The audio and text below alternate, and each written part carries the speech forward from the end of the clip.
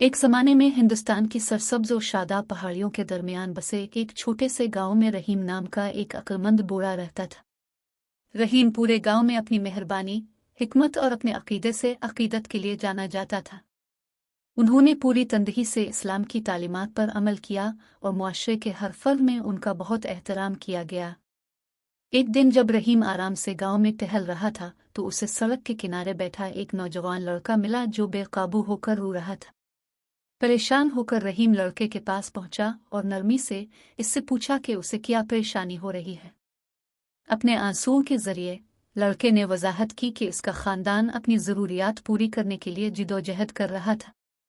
इसका बाप बीमार हो गया था और उसके इलाज के लिए पैसे नहीं थे। भारी दिल के साथ लड़के ने इंकिशाफ किया कि वो अपना घर खोने के दहाने पर हैं और वो नहीं जानता था कि वो क्या करे। लड़के की हालत जार से मुतासिर रहीम ने इसके कंधे पर तसल्ली देने वाला हाथ रखा और तसल्ली के अल्फाज कहे। इसके बाद इसने लड़के को अपने साथ अपने घर आने की दावत दी, जहां उसने हर मुमकिन मदद करने का वादा किया।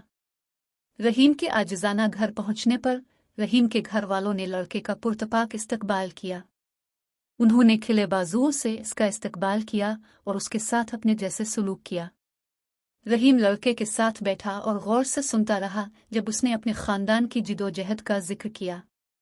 लड़के की कहानी सुनने के बाद रहीम ने कोई हल पेश करने से पहले एक लम्हे के लिए सोचा।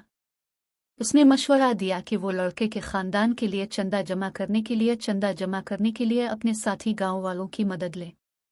अगले दिन रहीम और लड़का घर घर गए, अपनी सूरत हाल बयान की और गांव वालों से मदद की अपील की। इनकी खुशी के लिए गांव वालों ने जबरदस्त फयाजी के साथ जवाब दिया। उन्होंने पैसे, खाना और यहां तक कि लड़के के वालिद के तिब्बी अखराजात में मदद करने की पेशकश की।